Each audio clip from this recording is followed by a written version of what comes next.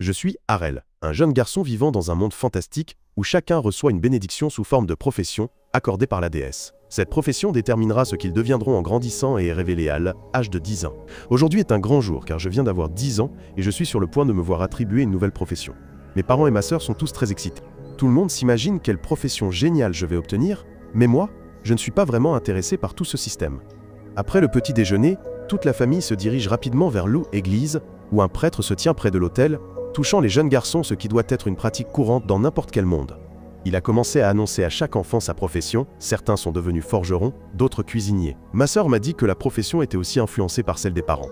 Donc, je recevrais probablement quelque chose de vraiment cool. Quand mon tour est arrivé, je me suis avancé vers le prêtre. Tout le monde autour de moi a commencé à murmurer avec excitation sur la profession légendaire que cet enfant recevrait, car sa mère était une épéiste sainte et son père un grand magicien. Le prêtre, lui, était excité à l'idée de toucher un autre garçon. Mais quand il a appuyé sur mon front, il a été perplexe car rien ne s'est passé. Finalement, il m'a regardé avec pitié et m'a dit que J était né sans profession. Quelques jours ont passé, mes parents ont essayé de me remonter le moral, en me disant que je n'avais pas à me soucier de trouver un emploi et que je pouvais vivre dans leur sous-sol pour toujours. Mais je ne m'inquiétais pas vraiment pour moi-même. J'ai dit à ma famille que je n'étais pas du tout abattu, et j'ai affirmé que je pratiquais l'escrime depuis que J était jeune. J'avais perfectionné mes compétences jour après jour. Et bien sûr, ce serait beaucoup plus facile si j'avais la profession d'épéiste. Mais même sans cela, je pouvais encore sortir dans le monde par moi, même grâce à mon entraînement acharné avec ma mère, redoutable. Ma famille a poussé un soupir de soulagement, et moi, je suis sorti seul, et j'ai par hasard entendu du bruit provenant du terrain d'entraînement. Là, j'ai vu deux types s'entraîner en duel. Bien que leur technique de base semble faible, le simple fait d'être béni avec la profession d'épéiste suffisait à les transformer en de redoutables guerriers. Ils m'ont remarqué en train de regarder et m'ont demandé pourquoi je étais là. J'ai répondu que je étais venu m'entraîner, ce qui les a fait éclater de rire. Ils pensaient qu'un sans profession ne pourrait jamais se battre contre un vrai épéiste et ont démontré leur capacité en se frappant l'un l'autre de manière désordonnée. Cependant, je n'étais pas du tout impressionné et j'ai demandé s'ils voulaient s'entraîner avec moi. Les deux types ont pensé que je plaisantais, mais ont quand même accepté. Mais avant que le combat ne commence, le type m'a demandé si j'avais au moins un protecteur divin. Contrairement aux professions, tout le monde naît avec un protecteur divin, comme un bouclier les protégeant des blessures, mais il peut épuisé ou être brisé par un adversaire plus fort. J'ai hoché la tête pour confirmer que j'en avais un, ce qui signifiait que le type pouvait maintenant attaquer de toutes ses forces sans craindre de me tuer. Cependant, je lui ai dit que je n'avais pas besoin de protecteur divin pour vaincre des gamins comme lui, ce qui a rendu le type furieux. Il s'est jeté sur moi et a balancé son épée avec force. J'ai facilement paré l'attaque, ce qui a choqué le gamin, et il a commencé à balancer son épée dans tous les sens. Mais j'ai continué à bloquer et à dévier toutes ses attaques. Le type a commencé à désespérer et son ami a sauté par derrière pour me faire tomber. Mais J était trop rapide et j'ai réussi à esquiver à temps. J'ai réalisé que comparé à ma mère, ces types N étaient rien. Alors 1-2 contre 1 serait probablement un match plus intéressant. Avec cette pensée, je me suis précipité vers eux et j'ai mis l'un d'eux à terre d'un coup de pommeau de mon épée au menton, tandis que l'autre a perdu l'équilibre en trébuchant sur son ami et a également été assommé. Les deux ont commencé à pleurer et à se plaindre comme des perdants amers. Soudain, un garçon aux cheveux roux est entré et a dit aux deux idiots de se taire. Car si sec était le champ de bataille, il serait mort depuis longtemps. Je ne l'ai pas reconnu, mais le garçon aux cheveux roux semblait me connaître, car il est venu directement vers moi et m'a défié. Il pensait que je n'avais vaincu ces deux minables que parce que j'avais un talent inné de ma mère, la sainte épéiste. Mais comme J était un sans profession raté, je ne pourrais jamais tenir tête à quelqu'un qui avait à la fois une profession et un entraînement approprié. Le garçon aux cheveux roux a finalement révélé qu'il était le fils du capitaine Evans, chef de la garde du village. Je me suis soudain souvenu du capitaine, quand il était venu demander de l'aide à ma mère, mais ce garçon ne ressemblait en rien à l'homme robuste que j'avais vu. Il s'est plaint du fait que ma mère était toujours considérée comme la plus forte. Bien que son père soit aussi un épéiste professionnel, alors finalement, pour voir quelle famille était la meilleure, il allait me vaincre dans un duel. Les deux se sont mis en position, et le match a finalement commencé. Le garçon aux cheveux roux a immédiatement attaqué de manière agressive, essayant de porter un coup décisif le plus tôt possible. Mais je été entraîné avec ma mère pendant très longtemps, et j'avais aussi une défense extrêmement solide. Notre vitesse était incroyable alors que nous nous affrontions sur le terrain d'entraînement, laissant les deux autres gamins stupéfaits au sol. J'ai réalisé que bien que le garçon aux cheveux roux soit bien plus fort que les deux idiots, il se battait avec colère, ce qui le rendait vulnérable. J'ai cherché une opportunité avant de me lancer, mais le garçon aux cheveux roux était prêt et a utilisé sa frappe aérienne spéciale. J'ai paré un coup, mais l'autre a frappé ma poitrine, me projetant au sol. J'ai été surpris et j'ai demandé « Quel genre de technique est ce ?» Mais le garçon aux cheveux roux a affirmé que était une compétence qu'un sans profession comme moi ne pourrait jamais apprendre. Quelques jours étaient écoulés depuis cette défaite, mais une nouvelle flamme S était allumée en moi. Je suis allé dans les bois avec mon épée et j'ai commencé à m'entraîner seul sur un mannequin. Et après d'innombrables tentatives, j'ai finalement réussi à reproduire le double coup qui m'avait vaincu la dernière fois. Mais avant même que je puisse célébrer, un gobelin m'a tendu une embuscade en sautant hors des buissons. Mais il n'était pas mon adversaire, car je me suis retourné, j'ai exécuté la technique du double coup et j'ai immédiatement abattu le gobelin. Je me sentais excité par ma nouvelle technique apprise, quand soudain, un rugissement puissant a retenti des profondeurs de la forêt, me faisant trembler jusqu'aux os. J'ai immédiatement décidé de courir au village pour alerter les gardes, mais j'ai aussi entendu le cri d'un garçon, ce qui m'a fait m'arrêter. J'ai réalisé que ce garçon était peut-être en danger et qu'il serait trop tard si j'attendais l'arrivée des gardes. J'ai donc décidé d'entrer seul dans la forêt. J'ai marché silencieusement pendant un moment et j'ai finalement découvert un garçon blessé qui s'est avéré être le roux qui m'avait vaincu lors de l'entraînement. Il avait l'air battu, du sang coulant sur tout son corps et pointait son épée vers l'ennemi, qui s'est avéré être un énorme hobgoblin. Même moi, je n'en avais jamais vu un en vrai, car il ne s'approchait jamais du village. Je me suis demandé si je devais courir chercher de l'aide, car je ne savais pas si Jain était assez fort pour vaincre le monstre. Mais j'ai réalisé que le garçon aux cheveux roux mourrait sûrement si je partais.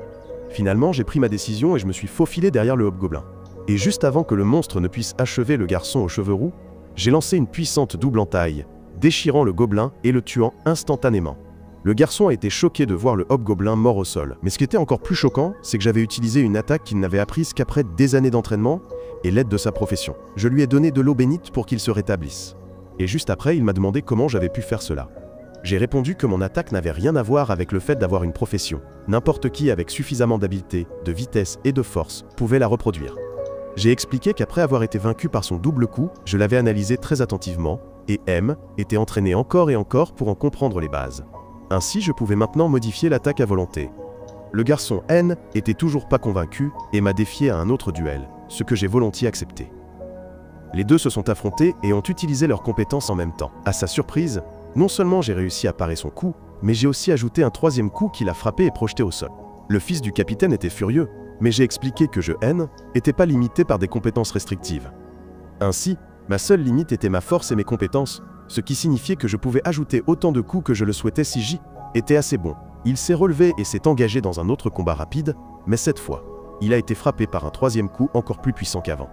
Il a été de nouveau projeté au sol alors que je déclarais la victoire et que je partais. 5 ans se sont écoulés depuis ce jour, et j'ai finalement décidé de me rendre à Bréa, le royaume réputé pour son art de l'âle, épée. Ma mère et le capitaine Evans avaient tous deux été formés à Bréa, et je voulais devenir le meilleur des meilleurs, comme eux. En chemin, j'ai voyagé avec quelques étrangers, dont 2 étaient des épéistes de haut niveau. Le jeune homme avait la profession de gladiateur, tandis que la femme était célèbre pour sa profession de double épéiste. Les deux voulaient aussi perfectionner leurs compétences à Bréa, mais ils ne semblaient pas s'entendre et se disputaient constamment. Le cocher leur a dit de se calmer car ils allaient tous au même endroit, mais l'homme était trop patriarcal et voulait renvoyer la femme à la cuisine. Cependant, avant qu'ils ne puissent se disputer davantage, le cocher a crié de préparer leurs armes, car il y avait des problèmes. J'ai calmement levé les yeux et découvert une horde d'orques avec leur gigantesque chef bloquant la route, n'ayant visiblement aucune intention de nous laisser survivre et partir. Les 2 enfants dans le chariot étaient terrifiés et ont demandé au chevalier de les sauver. Mais le chevalier, fidèle à son nom, était une ordure et un lâche, déclarant qu'il n'était pas prêt à risquer sa vie pour les autres et à sauter du chariot pour s'enfuir. La femme l'a suivi, pensant que dans ce monde, Sam était chacun pour soi. Le cocher s'est inquiété, se demandant s'il pouvait échapper à la foule avec son chariot et ses passagers. Mais avant qu'il ne puisse faire quoi que ce soit, je suis descendu du chariot sans un mot et j'ai commencé à avancer vers les monstres. Le cocher m'a dit de reculer et de m'enfuir, mais je l'ai juste ignoré avant de me jeter sur le premier orc et de le poignarder au cœur.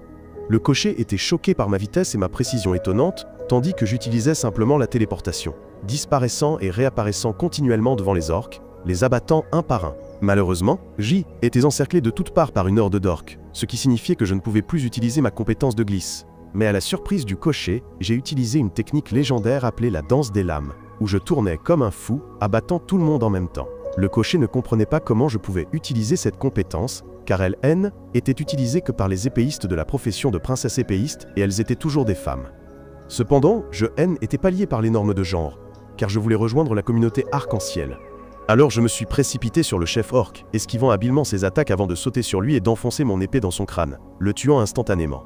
Finalement, je suis retourné auprès du cocher choqué et lui ai dit de continuer notre voyage vers Bréa. Alors que l'un des enfants me demandait quelle était ma profession, j'ai simplement répondu que je n'en avais pas, ce qui a complètement choqué tout le monde. Je me suis rappelé il y a 5 ans, quand j'ai montré à ma mère ma nouvelle compétence de double lame, elle a pensé que j'imaginais des choses, Mais quand je lui ai dit que je m'entraînais à copier n'importe quelle compétence que je voyais, elle a été extrêmement heureuse et a promis de m'enseigner toutes les compétences utilisées par la profession de princesse épéiste.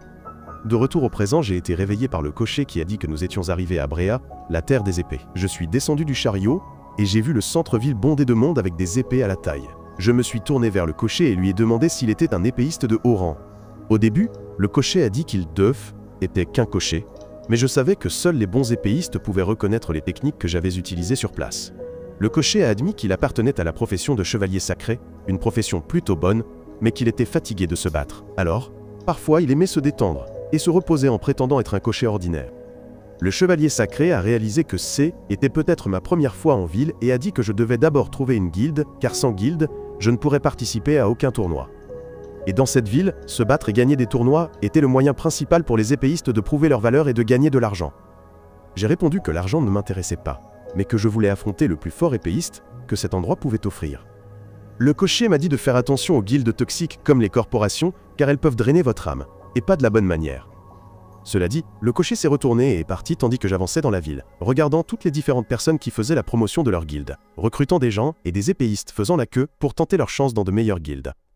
En chemin, j'ai accidentellement bousculé une blonde qui s'est immédiatement accrochée à moi comme une sangsue, disant qu'elle était membre d'une guilde célèbre et qu'elle voulait que je les rejoigne.